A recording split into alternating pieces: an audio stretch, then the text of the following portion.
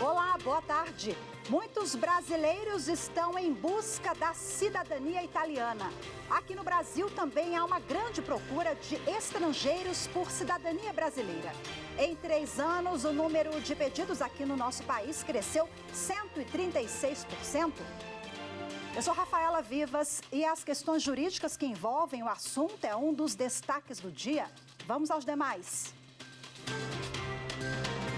Supremo Tribunal Federal deve retomar hoje julgamento sobre concessão da licença maternidade à companheira de gestante em relação homoafetiva.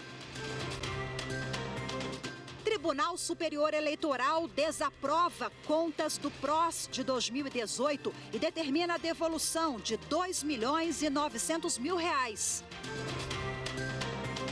E ainda, Superior Tribunal de Justiça decide que cabe ao juízo da execução penal escolher a instituição que deve receber valores provenientes de acordo de não persecução penal.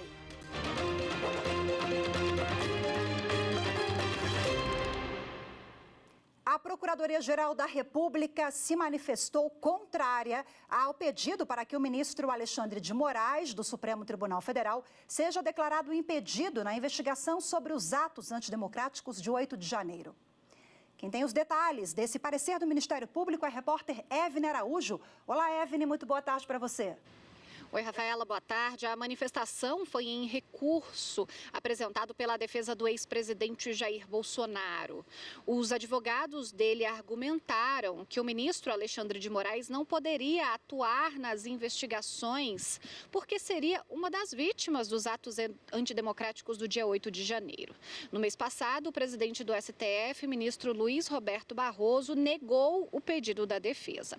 Bom, o procurador-geral da República, Paulo Gonet, considerou que o recurso não tem fundamentos da decisão questionada, apenas repete informações já dadas pela defesa na petição inicial. Por isso, Gonet recomendou que o pedido seja rejeitado sem a análise do mérito. O procurador também refutou os argumentos da defesa sobre a atuação do ministro Alexandre de Moraes à frente das investigações. Gonet afirmou que o caso se trata da coletividade e não de uma vítima individualizada. Rafaela. Muito obrigada, Evne, mais uma vez pelas informações. O Supremo Tribunal Federal validou a norma que determina a volta da cobrança de impostos nas operações com petróleo na Zona Franca de Manaus. Anderson Arcoverde tem mais informações. O STF analisou uma ação direta de inconstitucionalidade contra uma lei de 2021 que reestabeleceu a cobrança do imposto de importação e do imposto sobre produtos industrializados nas operações com petróleo e derivados por empresas da Zona Franca de Manaus. O Partido Cidadania, autor da ação, argumentou que a medida violaria dispositivo do ato das disposições constitucionais transitórias que mantém os incentivos à Zona Franca até 2073. O presidente do STF, ministro Luiz Roberto Barroso, que foi o relator do caso, considerou que a lei apenas reproduziu o mesmo teor das exceções ao tratamento fiscal favorecido naquela região, regulamentado por um decreto-lei que foi incorporado pela Constituição de 88. O ministro explicou que os benefícios dados à Zona Franca por esse decreto não incluíam operações de exportação ou importação de petróleo e derivados. Por isso, a lei não retirou incentivos. Segundo o ministro, a norma tem o objetivo de privilegiar o equilíbrio das condições de livre concorrência e competitividade no mercado de combustíveis. O voto de Barroso foi acompanhado pela maioria. O Supremo Tribunal Federal validou uma lei de 2022 que cria as loterias da saúde e do turismo. Segundo os ministros, é constitucional a norma que trata da nova modalidade de apostas e a porcentagem dos recursos destinadas aos setores. Acompanhe na reportagem de Carolina Chaves. Em 2022, foi sancionada uma lei que autoriza o Poder Executivo Federal a criar as loterias de saúde e do turismo com o objetivo de financiar políticas públicas aos setores impactados pela pandemia da Covid-19. A norma determina que, após o desconto de impostos e do valor do prêmio, 95% dos recursos arrecadados com as apostas sejam destinados a despesas de custeio e de manutenção de quem opera a loteria, e 5% para o Fundo Nacional de Saúde e para a Agência Brasileira de Promoção Internacional do Turismo. No Supremo, o Partido Verde alegou que a norma não exige licitação para a gestão das loterias por empresas privadas e que a porcentagem para os setores da saúde e do turismo é muito baixa, caracterizando desvio de finalidade e desproporcionalidade. O caso foi analisado em plenário virtual. O relator, ministro Alexandre de Moraes, negou o pedido do partido por entender que não há exigência constitucional especificando o percentual que deve ser destinado ao governo nos serviços lotéricos, ainda que a destinação seja de relevância social. O ministro também verificou que, apesar de a lei não tratar do processo licitatório, a atividade de loterias tem natureza jurídica de serviço público e, por isso, deve observar as regras de contratação. Por isso, todos os ministros acompanharam o voto do relator. O Supremo Tribunal Federal deve retomar hoje o julgamento que decide se é possível conceder licença maternidade à companheira da gestante quando as duas estão em uma relação homoafetiva. A reportagem é de Evne Araújo. O julgamento do caso foi iniciado na sessão plenária na última quinta-feira. A situação analisada pelos ministros envolve um casal que fez inseminação artificial. Uma delas forneceu o óvulo e a outra gestou a criança. Ao ler o relatório, o ministro Luiz Fux, relator do recurso, explicou os detalhes do pedido. Sua companheira atua profissionalmente como autônoma e não é filiada a qualquer regime de previdência, não tendo, por isso, usufruir da licença maternidade. A antecipação da tutela foi concedida e o pedido foi julgado procedente pelo juiz do primeiro grau. O Tribunal de Justiça de São Paulo confirmou, inclusive, a decisão nos termos do acordo recorrido, que está anexado aos autos. O município, então, de São Bernardo, ele interpôs o recurso extraordinário por entender que houve violação do princípio da legalidade ante a inexistência de previsão normativa que autorize o afastamento remunerado a título de licença maternidade do caso concreto. O caso tem repercussão geral reconhecida. A decisão tomada pelo STF vai virar entendimento consolidado para outros processos analisados pela Justiça. Para o ministro Luiz Fux, a questão tem importância para a sociedade do ponto de vista social, jurídico e econômico. Além disso, estão em discussão princípios constitucionais como a dignidade da pessoa humana, a liberdade reprodutiva e a igualdade de direito entre os brasileiros. A Procuradoria-Geral da República se manifestou pela validade da licença maternidade à mãe não gestante em união homoafetiva, quando a gravidez decorre de inseminação artificial. A PGR defende, inclusive, o benefício às duas mães, como ocorre atualmente com a licença paternidade. O plenário do Tribunal Superior Eleitoral considerou que o Partido Republicano da Ordem Social, o PROS, cometeu fraude à cota de gênero na votação para vereador da cidade de Belo Horizonte em 2020. O TSE entendeu que o partido lançou 8 candidaturas fictícias apenas para cumprir a cota que determina que ao menos 30% das candidaturas para cargos proporcionais devem ser de um dos dois gêneros.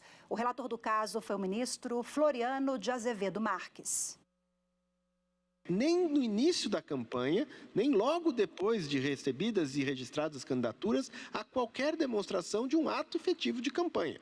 Portanto, é como se as candidatas tivessem declarado, num dado momento prévio, terem intenção em participar, e uma vez registrado a candidatura, tivessem desistido todas as candidatas ao mesmo tempo, lembrando a jurisprudência dessa Corte, ministra Isabel, que a pandemia no ano de 2020, quando da realização das eleições, já era fato sabido e atingia a vida cotidiana de todos e todas que viviam, não só no Brasil, mas no mundo naquela época. Em novembro, ou nos meses anteriores, outubro, setembro, todos já sabíamos o impacto da pandemia nas nossas vidas, e a jurisprudência dessa Corte é reiterada em dizer que a superveniência da pandemia não existe no período em que ela já nos malfejava há meses.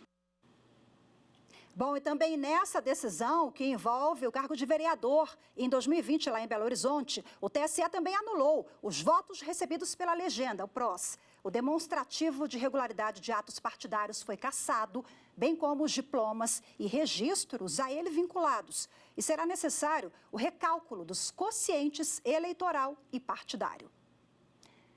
A seguir, em 3 anos, pedidos de cidadania brasileira crescem 136%. Os detalhes e as informações em instantes, nós voltamos já.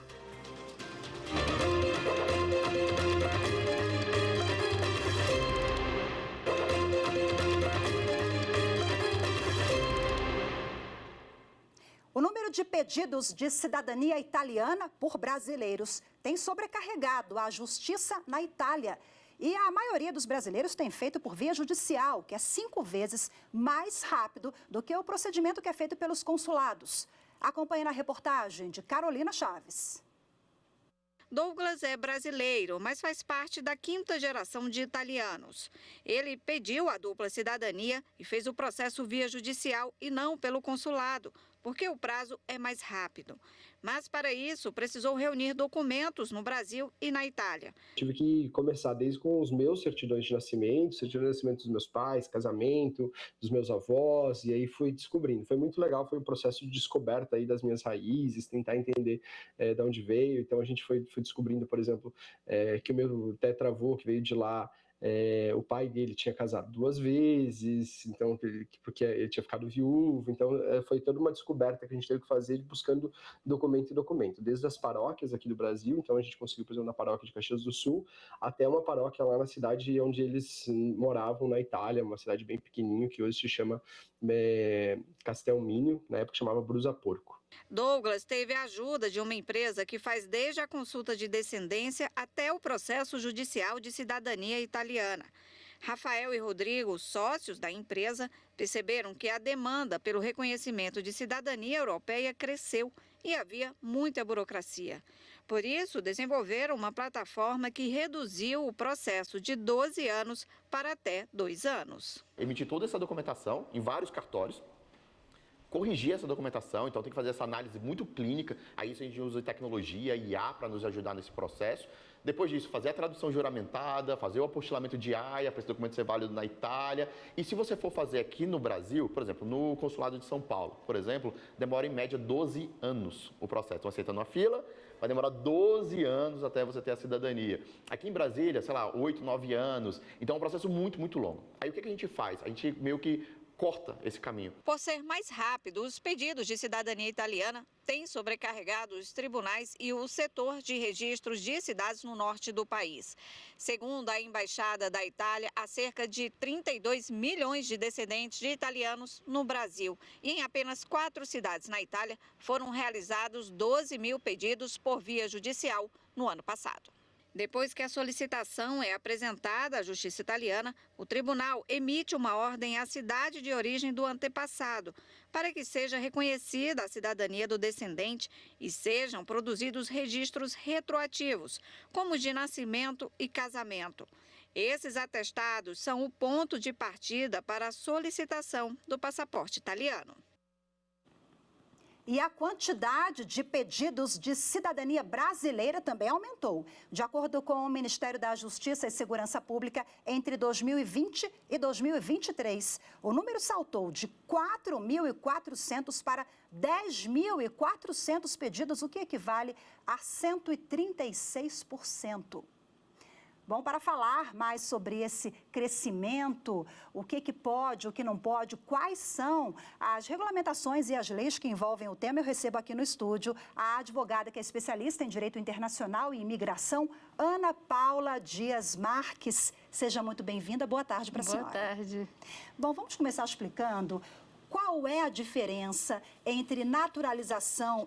As pessoas têm muitas dúvidas em relação a esse quesito, naturalização e cidadania, quando cada instituto desse pode ser alcançado e por quem? Sim, a naturalização é um pedido que a pessoa faz para optar pela nacionalidade daquele país, né?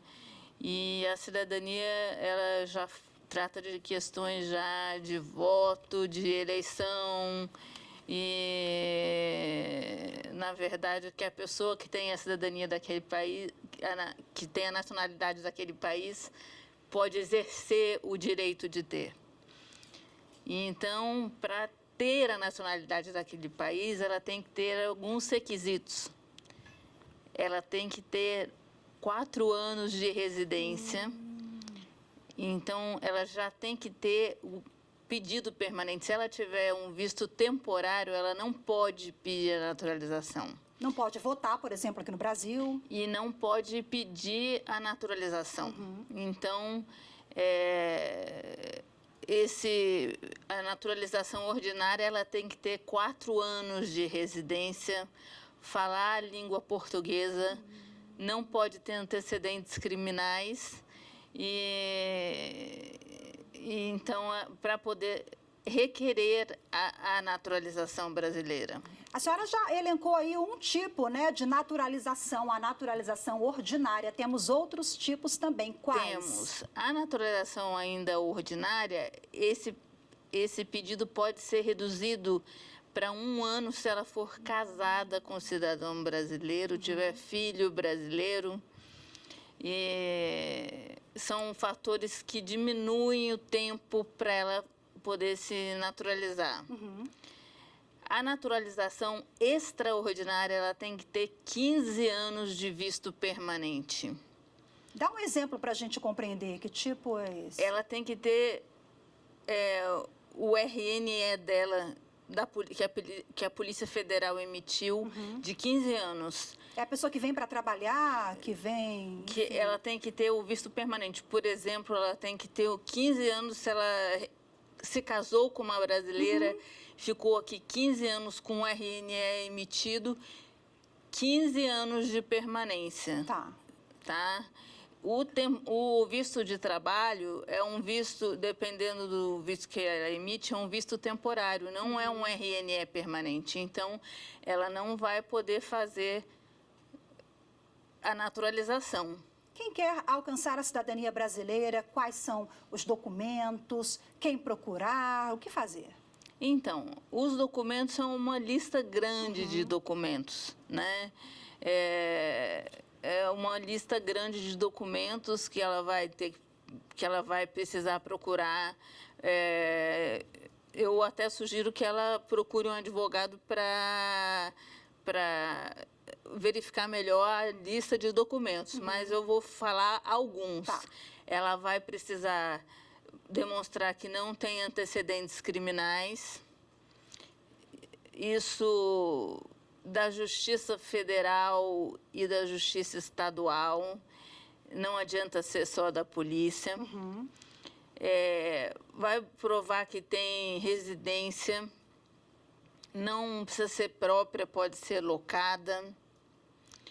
Tem que estar trabalhando aqui no Brasil, por exemplo? Vai ter que comprovar que tem renda.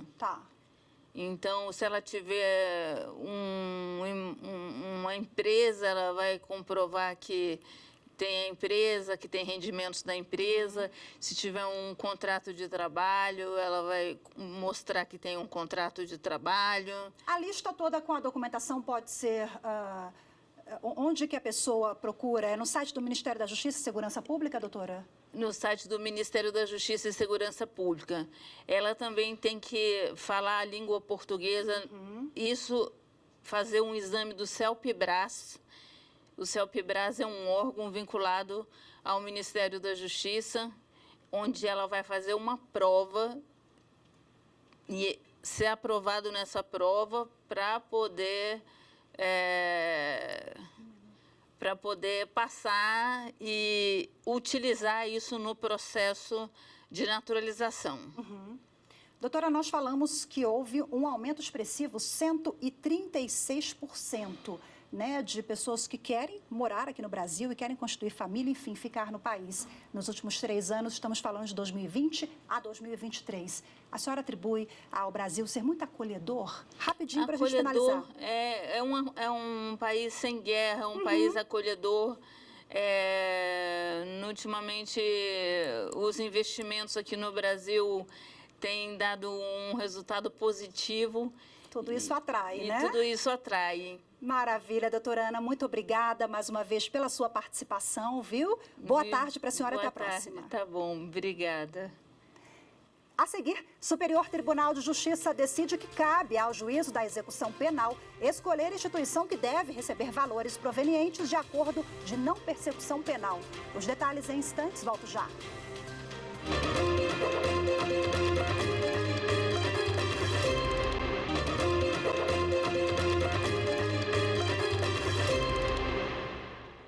A segunda turma do Tribunal Regional Federal da 6ª Região decidiu pelo trancamento das ações penais em relação ao ex-presidente da Vale, Fábio Schwartzman. O julgamento não discutiu se o réu é culpado ou inocente, mas analisou se a denúncia foi acompanhada de indícios mínimos de conduta criminosa. Os desembargadores entenderam que, até o momento, o Ministério Público não apresentou indícios mínimos de envolvimento do ex-presidente da Vale no rompimento da barragem de Brumadinho.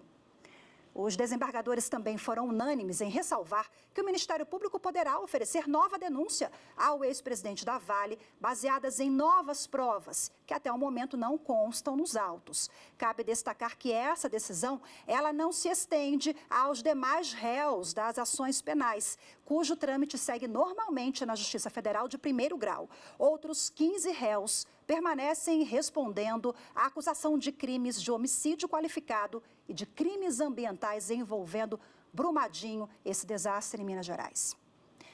A quinta turma do Superior Tribunal de Justiça decidiu que cabe ao juízo da execução penal escolher a instituição que deve receber valores provenientes de acordo de não persecução penal.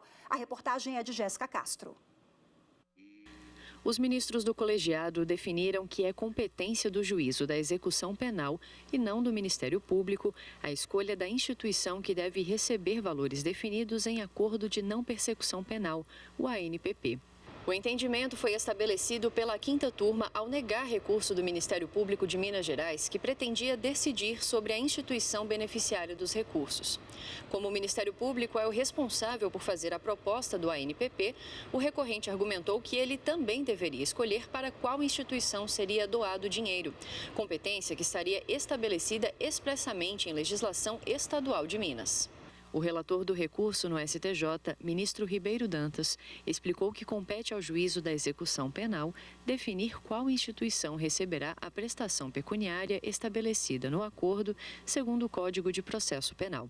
Os ministros do colegiado seguiram o voto do relator e, por entender que não houve violação ao CPP, negaram provimento ao recurso especial.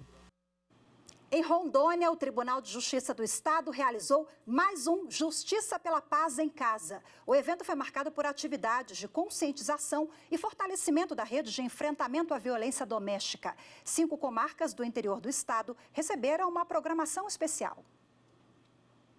Esta sessão do Tribunal do Júri, realizada na comarca de Ariquemes, foi presidida pela juíza Larissa Pinho e teve representantes do sistema de justiça, também mulheres, para julgar um caso de feminicídio contra um adolescente de 15 anos. O julgamento, que resultou na condenação do réu, que estava em outro estado, aconteceu durante a 26ª Semana Justiça pela Paz em Casa, que no estado também foi marcada por ações de sensibilização e conscientização sobre a violência doméstica. Em 5 municípios, as coordenadorias da Mulher em Situação de Violência e do Serviço Psicossocial trabalharam em 3 frentes: a conscientização do público masculino sobre aspectos da masculinidade, o fortalecimento da rede de enfrentamento à violência dos municípios e com o público jovem, buscando mudança de paradigmas. A programação passou por comarcas que têm expressivos dados de violência doméstica. A Paz em Casa ela já foi institucionalizada por todos os colegas, então isso é distribuído durante todo o ano.